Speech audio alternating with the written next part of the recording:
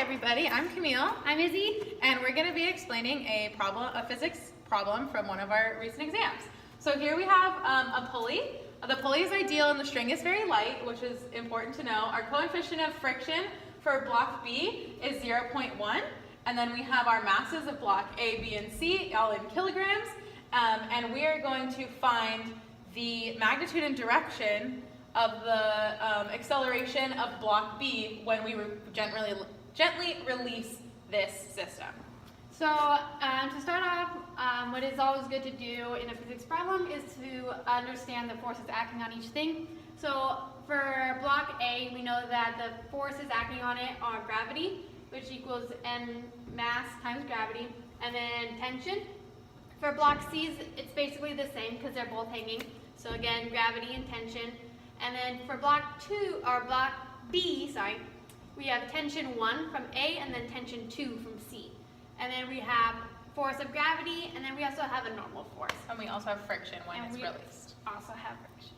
But we have that coefficient right here. So then we have to find out the sum of the forces acting on each object. So our F of A, we have our mass times our gravity minus the tension, and then that's going to equal our mass times our acceleration. And then F of C is just going in the opposite direction. So we have our tension minus our mass times gravity equals our mass times acceleration.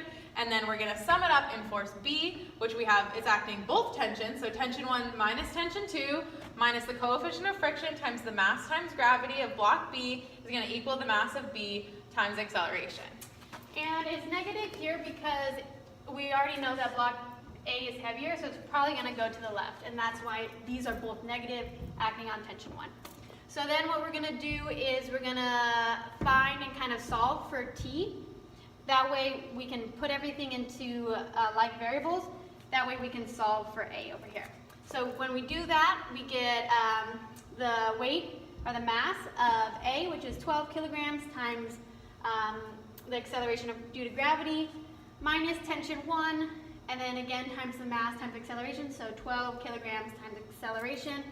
And that basically, this is some work done, but when we get T alone, it equals 117.6 kilograms times meter per second squared minus 12 kilograms times acceleration. For the block C, we have tension 2 minus 10 kilograms times 9.8 meters per second squared equals 10 kilograms times acceleration.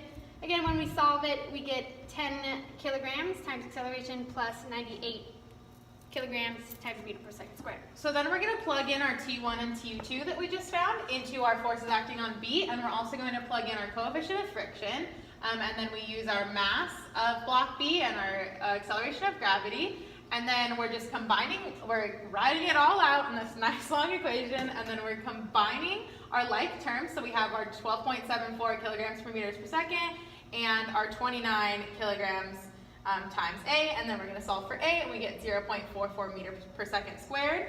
And as Izzy said earlier, the heavier block is to the left, so when we release this system, it's going to go in the way of the heavier block. Thank you. Physics.